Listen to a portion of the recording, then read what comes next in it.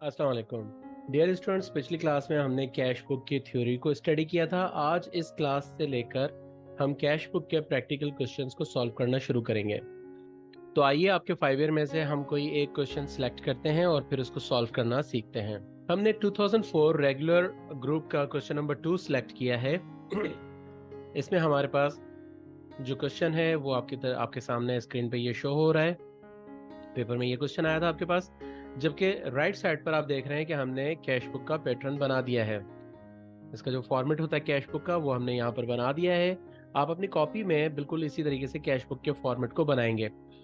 ये ऊपर 3 कॉलम की हेडिंग आती है, जिसमें सबसे ऊपर कंपनी का नाम आएगा, फिर 3 कॉलम कैश बुक, और फिर हम डेट यहाँ पर लिखेंगे। लेफ्ट साइड के पेज पर, पूरे पेज पर आप रिसिप्ट का कॉलम बनाएंगे, जिसमें date, particulars, post reference, sales discount, cash और बैंक के कॉलम्स आएंगे। यहाँ पर आपका पेज खत्म हो जाएगा और उसके बाद फिर राइट साइड के पेज पर आपका पेमेंट साइड शुरू हो जाएगी, जिसमें again date, particulars, post reference, या इसको लेजर फोलियो भी कहते हैं पोस्ट रेफरेंस को, परचेज डिस्काउंट, कैश और बैंक के कॉलम्स आएंगे। चलिए आइए सबसे पहले हम क्वेश्चन को स्टडी करते हैं, फिर उसको यहाँ पर सॉल्व करते हैं। इस क्वेश्चन में हमें कह रहे हैं, गिवन में दिया हुआ है कि mister Saad, a soul trader, mister Saad traders uses 3 column cash book in their business. The following transactions related to the month of March 2004. हमारे पास कंपनी का नाम भी आ गया है, साद ट्रेडर्स, मेजर्स साद ट्रेडर्स।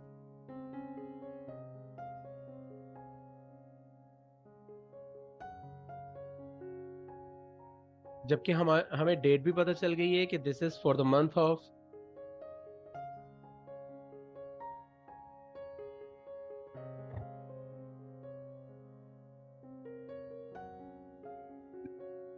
मार्च 2004।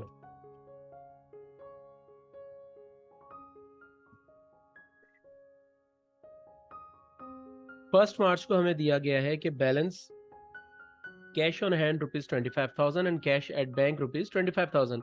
हमारे पास कैश इन हैंड है 25,000 और cash at bank भी 25,000 है। तो हम यहाँ पर डेट डाल देंगे, मार्च फर्स्ट, और ये हमारे पास ओपनिंग बैलेंसेस हैं।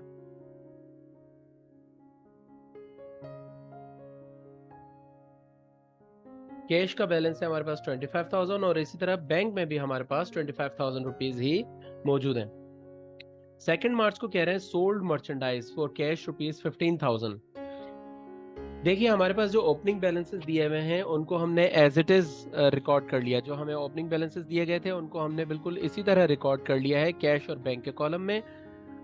इसके अलावा हमने कहीं इनको रिकॉर्ड नहीं किया। जब कभी भी आपके पास ओपनिंग बैलेंस, और आमतौर पर कैश बुक के क्वेश्चन में आपको पहली पहली जो ट्रांजेक्शन दी जाती है वो ओपनिंग बैलेंसेस बताए जाते हैं। तो जब भी आपको ओपनिंग बैलेंसेस बताए जाएंगे आप एज इट इज उनको कैश और बैंक के कॉलम में रिस्पेक्टिवली रिकॉर्ड कर देंगे।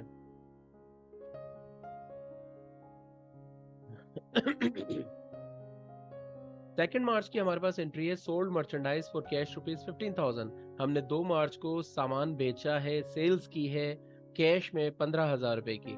तो हमारे पास मार्च की एक और एंट्री आ गई, इसकी डेट है सेकेंड, और अब हमने की है सेल्स। तो हम पार्टिकुलर्स में सिंपल सेल्स लिख देंगे और कुछ भी नहीं लिखेंगे। कुछ स्टूडेंट्स यहाँ पर गलती करते हैं कि वो ये पूरी ट्रांजैक्शन, पूरी नरेशन यहाँ पर उठा के लिख देते हैं। ऐसा नहीं करना आपने। आपने सिर्फ और सिर्फ यहाँ पर सेल्स लिखना है। और ये सेल्स हमने की है 15,000 रुपये में, 15,000 रुपये कैश की।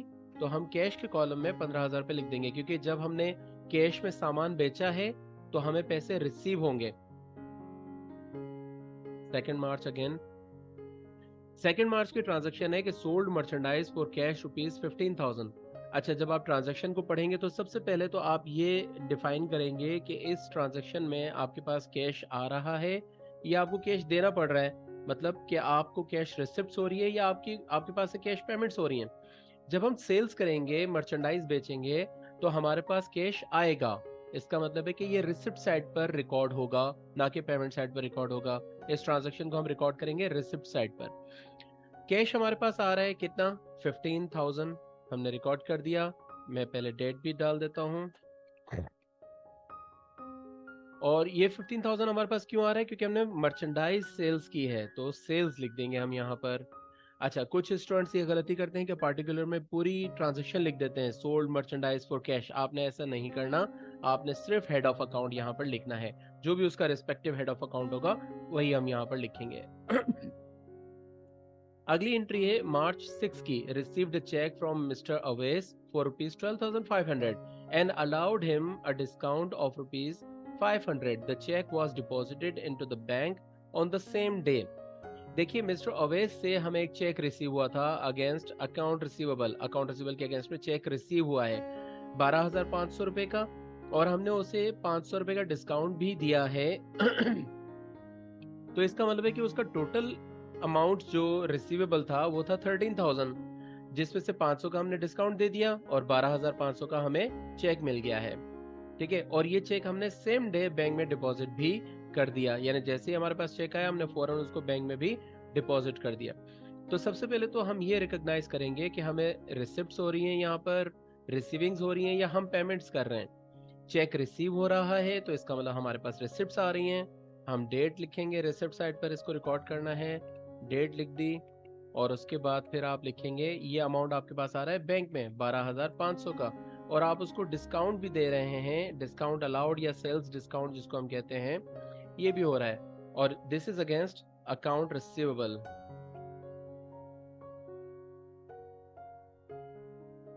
जब भी अकाउंट रिसीवेबल लिखेंगे या अकाउंट पेबल लिखेंगे, उसके रिस्पेक्टिव कस्टमर या वेंडर का अगर हमें नाम दिया गया होगा तो हम वो भी लिखेंगे साथ में लाजमी।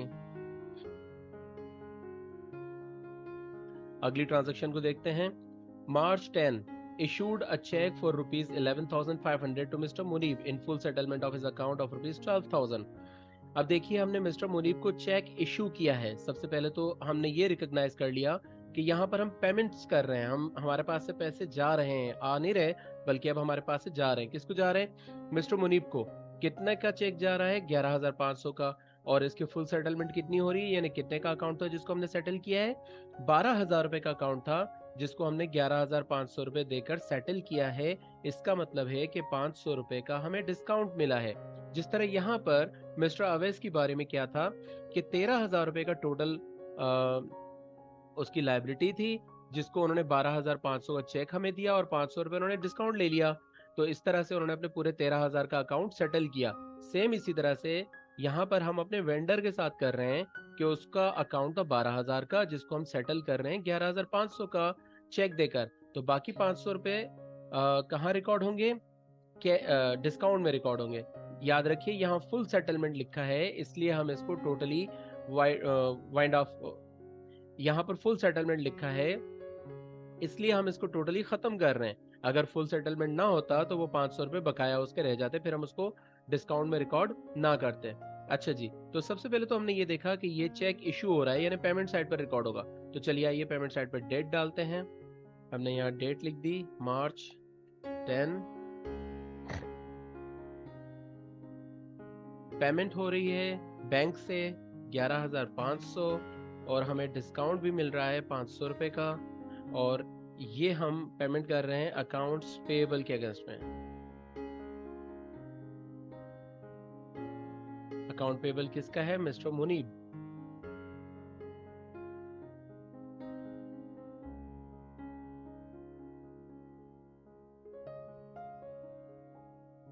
अगली एंट्री की तरफ चलते हैं।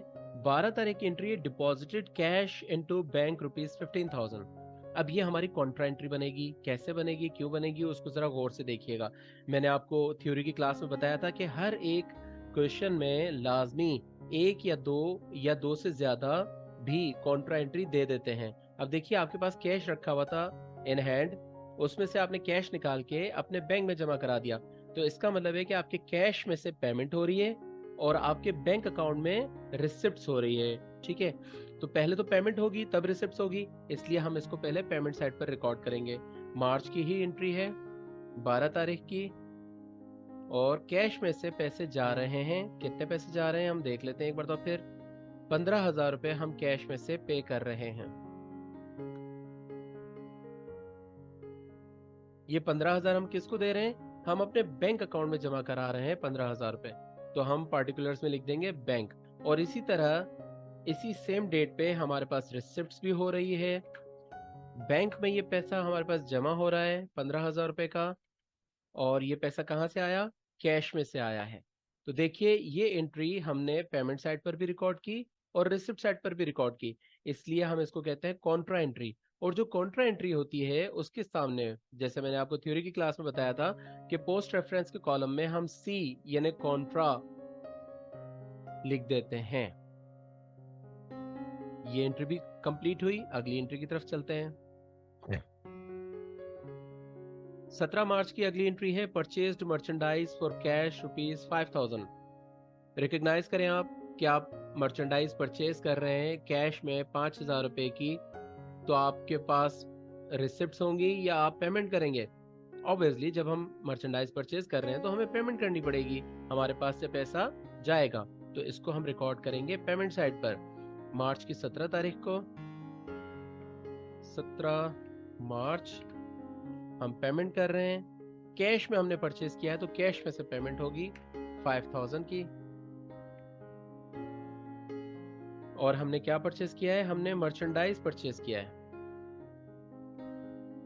इसको आप मर्चेंडाइज भी लिख सकते हैं और परचेजेस भी लिख सकते हैं, सिर्फ और सिर्फ मर्चेंडाइज को परचेजेस लिखा जा सकता है।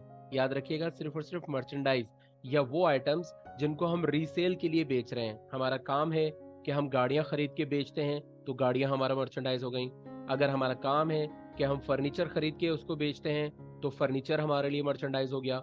अगर हमारा काम है कि हम ग्रोसरीज परचेज करके उसको बेचते हैं तो ग्रोसरीज हमारा मर्चेंडाइज हो गई। तो जो भी चीज हम सेल करते हैं खरीद के मार्केट से और फिर उसको सेल करते हैं, वो चीज हमारे लिए मर्चेंडाइज कहलाएगी। ठीक है, सिर्फ और सिर्फ मर्चेंडाइज की परचेजेस को आप परचेजेस के नाम से भी रिकॉर्ड कर सकते हैं, इसके अलावा किसी चीज की परचेजेस को आप परचेजेस के नाम से रिकॉर्ड नहीं करेंगे। मिसाल के तौर पर, अगर आपका काम है ग्रोसरी शॉप का और आपने ग्रोसरी के शॉप के लिए कुछ फर्नीचर परचेज किया है, मसलन रेक्स आपने परचेज किए हैं, या आपने कोई शोकेसेस परचेज किए हैं, तो ये शोकेसेस की परचेजेस को और रैक्स की परचेजेस को आप परचेजेस में रिकॉर्ड नहीं कर सकते।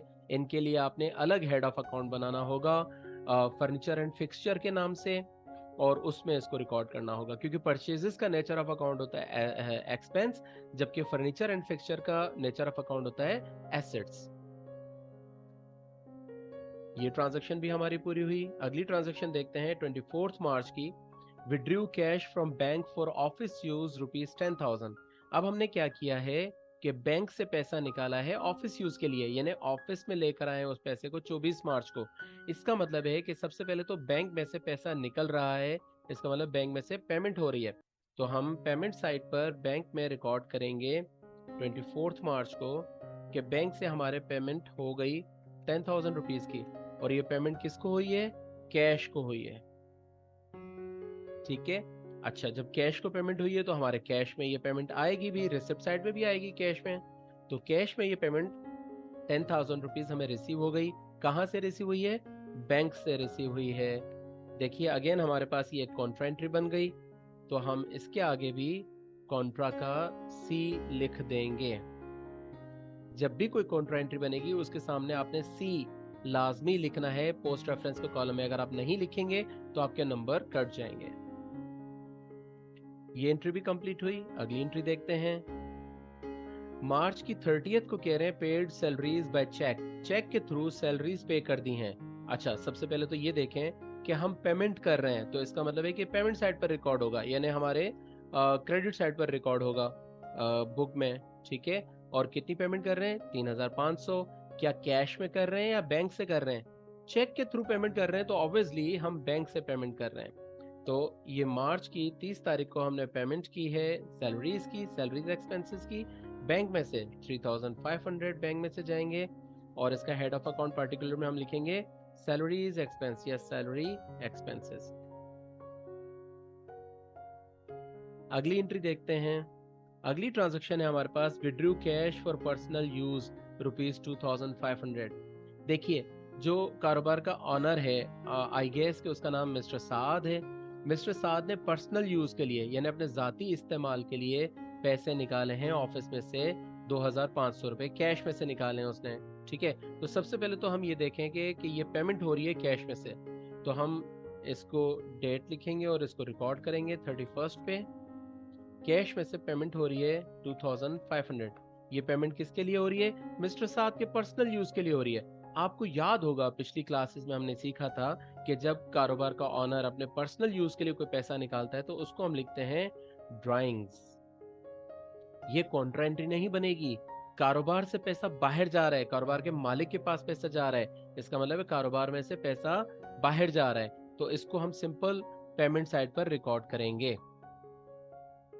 सॉरी, मैंने इसको डिस्काउंट के कॉलम में लिख दिया, जबकि कैश के कॉलम में लिखना था हमें 2500।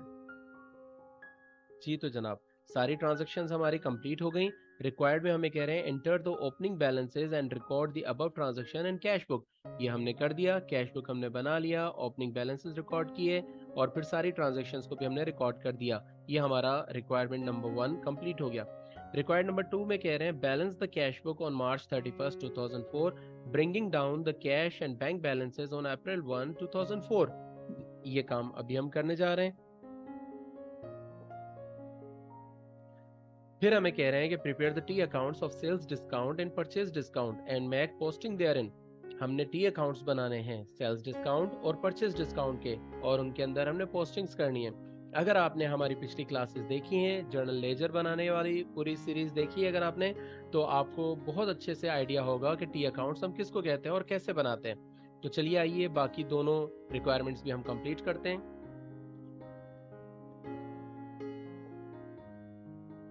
जैसे हमने फुटिंग और बैलेंसिंग में किया था, आपको याद होगा टी अकाउंट्स की फुटिंग और बैलेंसिंग जब हम करते हैं तो हम क्या करते हैं कि सबसे पहले दोनों साइड्स को टोटल कर लेते हैं पेंसिल के जरिए से। अच्छा, अब हमारे पास यहाँ 3 कॉलम्स हैं, sales discount, cash, bank. Purchase discount, cash और बैंक। सेल्स डिस्काउंट के कॉलम को टोटल करके एज इट इज लिख देंगे और परचेज डिस्काउंट के कॉलम को भी टोटल करके एज इट इज लिख दिया जाता है, इनके अंदर मजीद कोई काम नहीं किया जाता। कैश रिसिप्ट साइड पर हमारे पास आ रहा है 50,000, जबकि पेमेंट साइड पर कैश का टोटल आ रहा है 22,500। अब यहाँ पर हम एक काम करेंगे, हमें बेसिकली इसको करना है बैलेंस।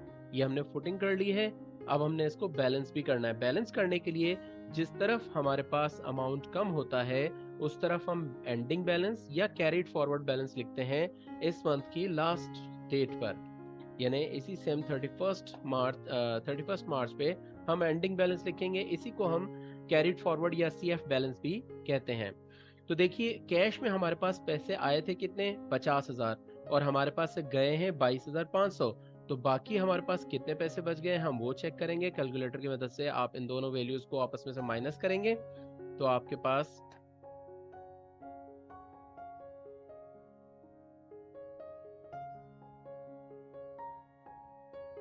पास अमाउंट आ जाएगा कि 27,500 आपका एंडिंग बैलेंस, यानी कैश में अभी भी आपके पास जो पैसे बचे हुए हैं वो 27,500 बच गए। अब इसी तरह से हम बैंक में चेक करते हैं कि बैंक में हमारे पास कितने पैसे बच गए।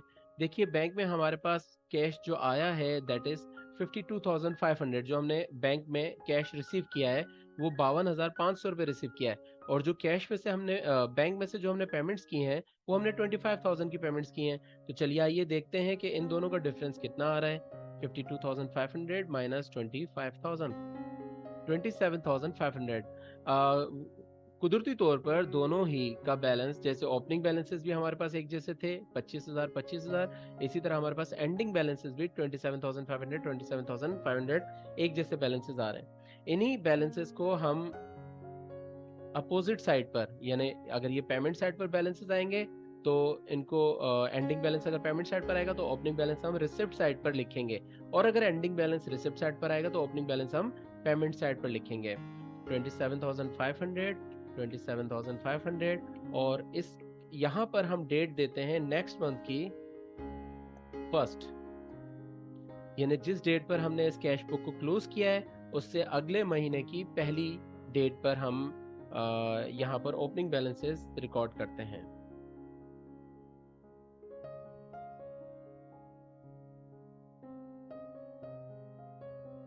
यहाँ पर हमारी रिक्वायरमेंट नंबर 2 कंप्लीट हो गई। चलिए आइए अब रिक्वायरमेंट नंबर 3 की तरफ चलते हैं। रिक्वायरमेंट नंबर 3 में हमें कह रहे हैं कि हमें 2 टी अकाउंट्स बनाने हैं, परचेज डिस्काउंट का और सेल्स डिस्काउंट का हमने टी अकाउंट बनाना है।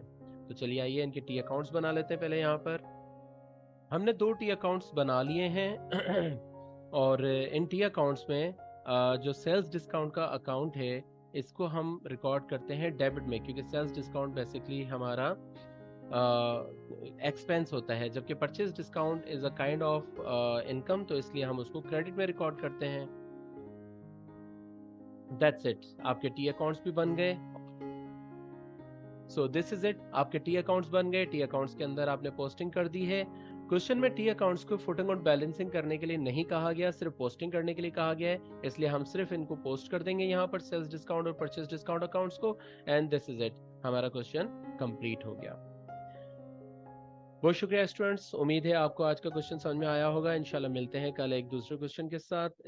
इसी सीरीज के कैश बुक के एक नए क्वेश्चन के साथ आपसे मुलाकात होगी और हम मजीद क्वेश्चन इसके सॉल्व करेंगे। अपना ख्याल रखें, अपने आसपास के लोगों का बहुत सारा ख्याल रखें, अपने इस चैनल का भी ख्याल रखें। हमारे चैनल को लाइक करें, सब्सक्राइब करें, हमारे वीडियोस को अपने दोस्तों के साथ शेयर करें ताकि सब लोग इन वीडियोस से फ़ायदा उठा सकें और पेपर की बहुत अच्छी से तैयारी करें। और इंशाल्लाह 3 से 4 क्लासेस के दौरान आपका इसका कॉन्सेप्ट बिल्कुल क्लियर हो जाएगा अगर आप टाइमली सारी वीडियोस देखेंगे और उसको जो स्टेप्स हम आपको बताएंगे उनको आप फॉलो करेंगे और ख़ुद से भी घर पे बैठ के लाजमी प्रैक्टिस करना है। अगर एक क्वेश्चन हम आपको सॉल्व करवा रहे हैं अपनी वीडियो में तो कम से कम 2 से 3 क्वेश्चंस आप लोग घर पे बैठ के सॉल्व करें, और जब आप सॉल्व करेंगे तो आपको प्रॉब्लम्स आएंगी। अगर कोई सोल्यूशन आपका सही नहीं हो रहा तो वो आप हमसे शेयर करें। कोई ट्रांजैक्शंस आपको समझ में नहीं आ रही तो आप हमसे शेयर करें, हम आपको उस ट्रांजैक्शन का सोल्यूशन प्रॉपर्ली बताएंगे। तो इस तरह से इंशाल्लाह 2 से 3 क्लासेस के अंदर अंदर आपके इस टॉपिक की भी तैयारी हो जाएगी। ठीक है स्टूडेंट्स, मिलते हैं इंशाल्लाह अगली वीडियो में आपसे।